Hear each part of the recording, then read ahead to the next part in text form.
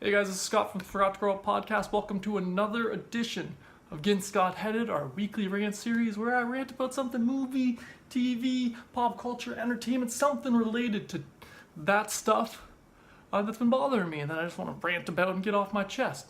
So this week, I'm ranting about a particular topic that just has come to mind recently a few times, and that's fan expectations. Now, let me be a little more clear. Let me explain what I mean before I start ranting about it. So what I mean by fan expectations is people who complain about a movie being bad because it didn't meet their expectations, meaning they had set a certain bar and the movie didn't quite meet that. And now I'm not saying that you can't be disappointed by a movie because you thought it'd be better. That's not what I'm ranting about. I get that. My problem is people who adamantly just say that movies are bad or a TV show is bad because it didn't meet their expectation. Now I get to you it's bad, but that doesn't classify the whole thing as bad, okay? And I'm tired of everyone having expectations. Why do you think you deserve to have expectations? I think fan expectations are kind of like a spoiled brat who's upset he didn't get the right Christmas presents. That's what fan expectations are, in my opinion. Like, oh yeah, so it wasn't quite what you thought. Guess what? Did you pay for it to make it? No, yeah, you may be paid to see it. And guess what? If it didn't meet your expectation, you don't have to pay to see it again. You don't have to pay for the DVD. You don't have to ever interact with that movie again. But some people find this need to go online and be like, oh, this movie's terrible. It's bad. It's all these things because I set the bar so high and it didn't meet it, that is bad. And it's like, where's the logic in that? People tell me. Show me the logic in you had a certain set of expectations and it didn't meet it. I had an expectation I was already going to be a millionaire. I didn't make that yet. That's not anybody's fault.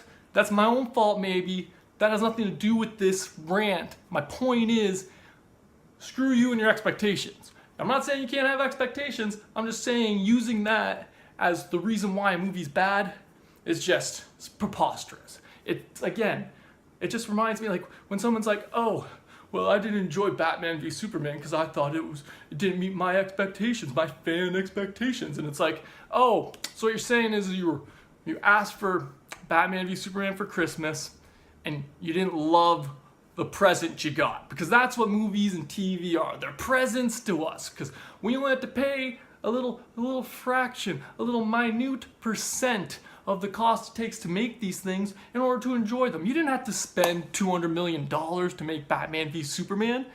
No, so your expectations mean nothing to me, at least. You're allowed to have your expectations. I'm not telling you not to have your expectations. I'm just saying don't use that as the gauge for a movie to be good or bad. You can be disappointed and still enjoy a movie. Like Batman v Superman, I love that movie so much. But I can see why people didn't love it, why it's not their favorite movie. But again, when you tell me it's because it didn't hit your fan expectations, then I'm like, oh, you were one of those kids who cried about your Christmas gifts. That's who you are. If you cried about a movie not meeting your expectations, that's the only argument you have for a movie being bad, is that, oh, you expected it to be better and didn't quite meet that. You were just a spoiled child who cries about their Christmas gifts. Okay? That's it. Plain and simple. I'm just saying, I'm bracking you all together. Okay? I do that a lot. I generalize. I don't care. Point is, stop using your expectations as a gauge for whether a movie is good or bad. I think movies can be both not meet your expectations, but also be good. And they can also blow your expectations away and be bad movies. There's two sides to it.